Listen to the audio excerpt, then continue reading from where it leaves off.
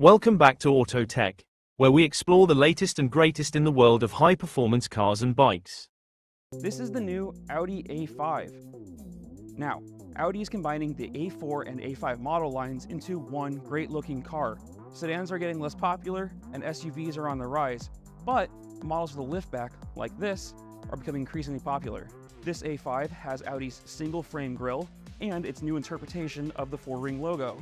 It also has these really cool pass-throughs that give some real credence to its aerodynamic, sporty-looking profile.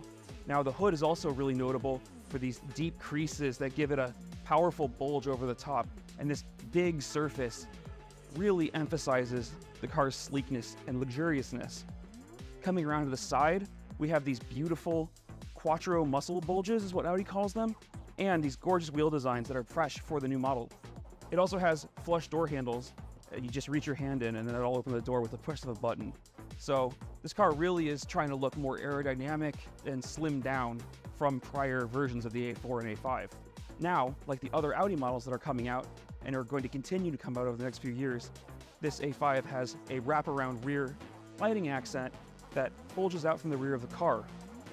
That allows Audi to do a flush deck lid down here with no recess for the license plate, which I think helps make the car look a lot more sophisticated and elevates it above the more mainstream models.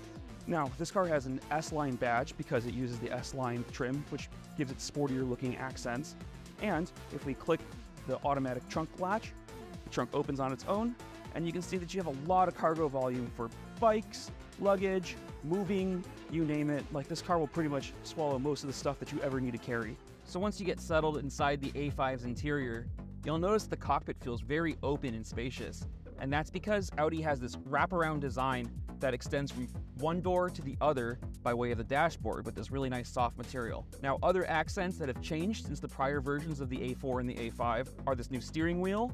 The entry-level car will have a 4-spoke style, whereas this one has a sportier looking 3-spoke style. There's also 2 large displays under one piece of curved glass, and that uses a silhouette of Audi's single-frame grille. And then there's an available display for passengers that they can use the infotainment system from where they're sitting. Your passenger can operate as your co-pilot too, with a map, and your passenger can add directions and make changes that you then confirm as a driver.